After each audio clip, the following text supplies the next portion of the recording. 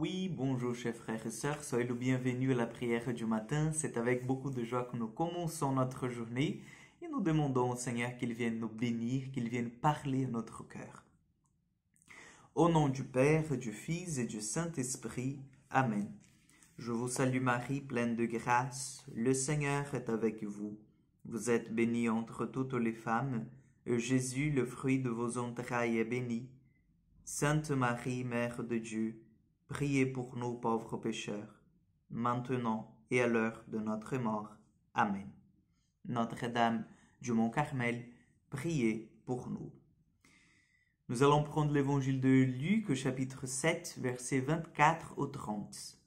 Après le départ des messagers de Jean le Baptiste, Jésus se mit à dire aux foules à propos de Jean: Qu'êtes-vous allés regarder au désert, un roseau agité par le vent? Alors qu'êtes-vous allés voir? Un homme habillé de vêtements raffinés?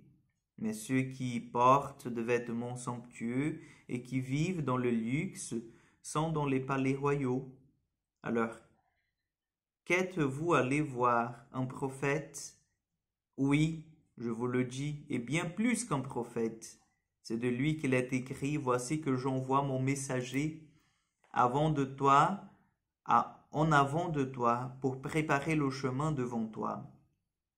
Je vous le dis, parmi ceux qui sont nés d'une femme, personne n'est plus grand que Jean, et cependant le plus petit dans le royaume de Dieu est plus grand que lui. Tout le peuple qui a écouté Jean, y compris les publicains, en recevant de lui le baptême, a reconnu que Dieu était juste.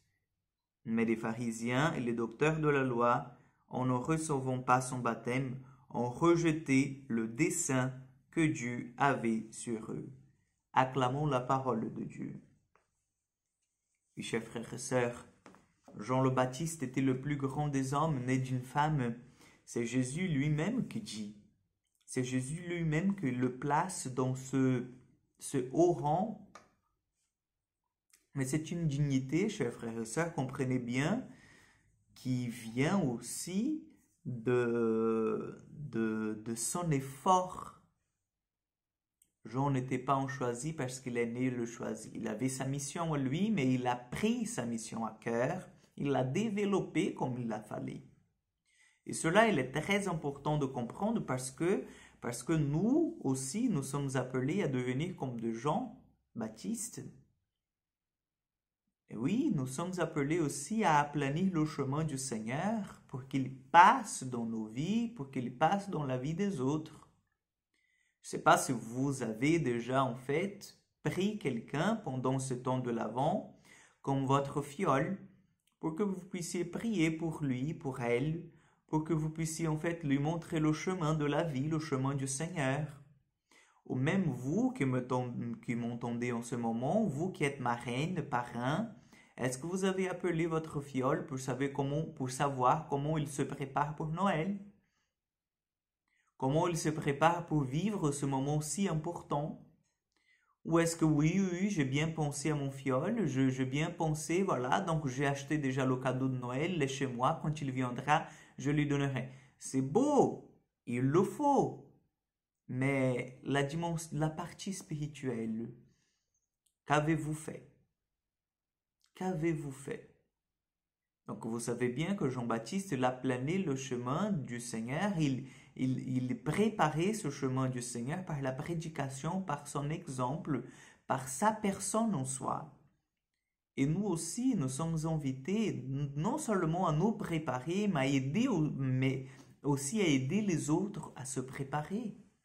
Parce que vous savez bien, et vous connaissez bien, nous connaissons bien qu'il y a des gens qui sont complètement à côté de la plaque et qui vont fêter ce Noël d'une façon complètement mondaine, c'est-à-dire par des achats, par des choses qui ne vont pas combler leur cœur et qui, au contraire, vont leur laisser un sentiment de vide encore plus grand. Ils vont détourner le sens de Noël. Donc demandons au Seigneur qu'il nous aide à être de Jean-Baptiste pour notre temps actuel, de prophètes, de prophétesses qui préparent le chemin du Seigneur, qui aident nos frères et sœurs à voir la lumière qui est l'enfant Jésus qui est là au milieu des hommes, au milieu des ténèbres de l'humanité. Amen. Le Seigneur soit avec vous, que Dieu Tout-Puissant vous bénisse et vous garde, le Père, le Fils et le Saint-Esprit. Amen. Je vous souhaite une excellente journée, que Dieu vous accompagne et à demain pour encore une prière du matin.